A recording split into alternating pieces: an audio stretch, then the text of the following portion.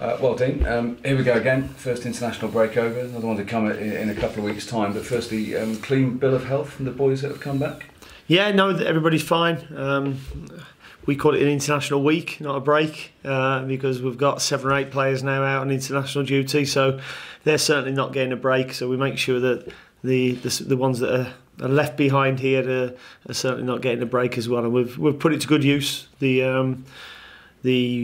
The week that we've had, we've worked very hard with the players. They've had some rest periods as well, and the players who have come back have come back really well. And it's really pleasing to see all of them, going and getting minutes, with their countries, and it makes you feel quite proud watching Henrik after his militant action, playing against Chris Mepham for Wales. So no, it's really good to see a lot of them out there playing.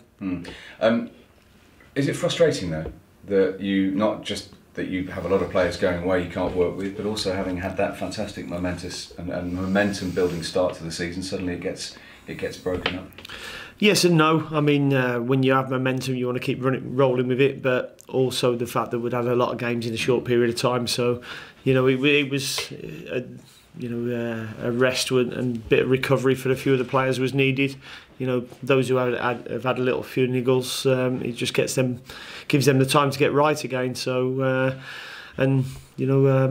get prepared really for the 7 games in the next 22 days. Yeah, I mean that's the other factor, isn't it? I mean obviously some of that is because of success in the cup, but it is yet again another very busy period. I mean these 3 games in 8 days at home and then a couple of trips. Yeah, it is. I mean we go Saturday, Tuesday, Saturday, Wednesday, Saturday, Tuesday, Saturday. Yeah. So it is a very busy period, and the start of the season's always like this. And as you say, we've had success in the cup. We've beaten Southend and Cheltenham, and we've got the draw against Arsenal away coming up, and I believe we've sold out the initial allocation already, which shows that the supporters, it certainly caught their imagination. But the focus of the players and the staff here are solely on Wigan Athletic, and trying to get 3 points in that game, and then we've also got obviously Ipswich and Derby in the same week, so it's a really big week for us. I mean, you don't want to tweet too often, but you have to look at that what you've got with your squad. It's good to have as many available in your squad as you can for again a busy period.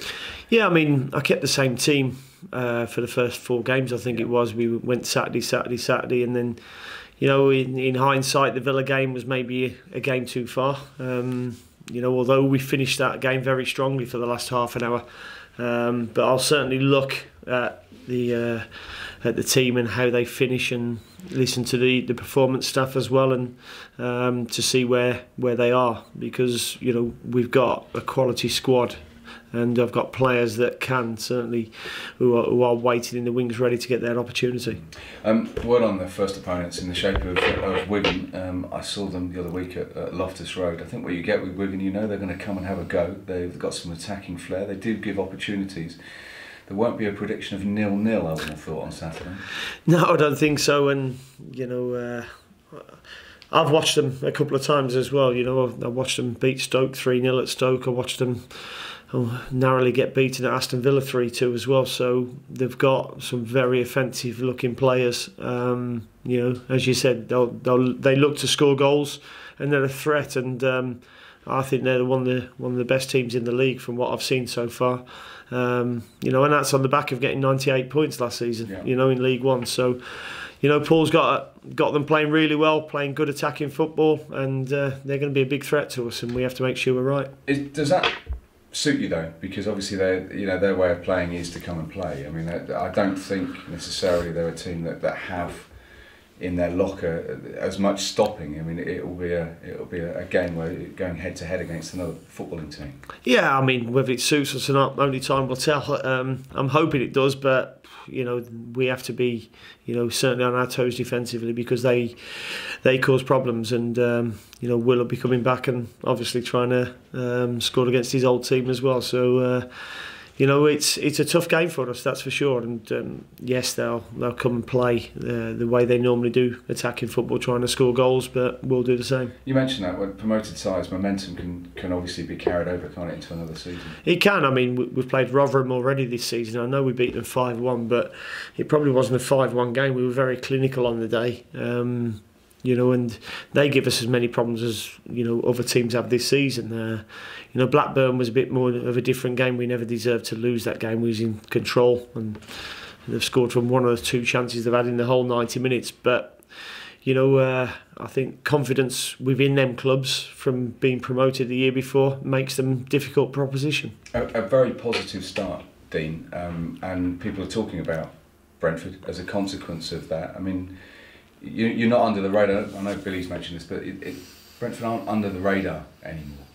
No, it doesn't seem that now. I think people have seen enough of us over the last 3 or 4 years to know that we can be a threat in this league. I think things have progressed to a stage now where we've got a really top squad in this league that, you know, can go and compete at, we believe, the top level. You know, I've always said that, you know, the history of our football club is not as grand as a lot of the others in the league, and our budget won't be as well. But certainly the quality in what I've got in the dressing room and the squad is very good. And in regards to return, so there is another international break coming up after this busy period. Are you looking for a similar sort of return as to what you got in the opening sector of the season? I mean, I'm hoping that we get maximum points, but you know, football's a difficult game, as we all know, and there's many permutations. But if we keep getting the performances that we're getting from the players, then the results will certainly follow. And just in regards to football, you mentioned what has been built here at Brentford, and maybe what, you know, we're going to have been done. We've also seen other football clubs have financial worries.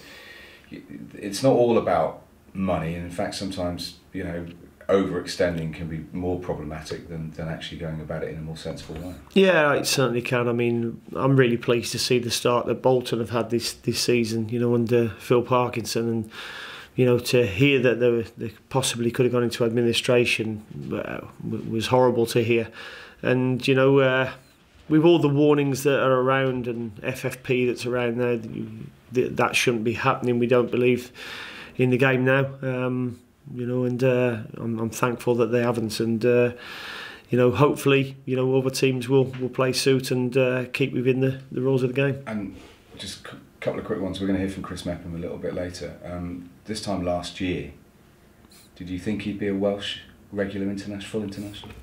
No, I certainly didn't, and I'm sure Chris will say exactly the same. But he deserves everything that's coming his way at the moment because of his attitude and the way he is every day on the training ground. And you know, he's pushed himself to them heights. He's earned that recognition. He's earned his place in our team at the moment, and he's earned his place in the Welsh team. And he's you know, a shining light to younger players within the club of how you can go and progress and become an international.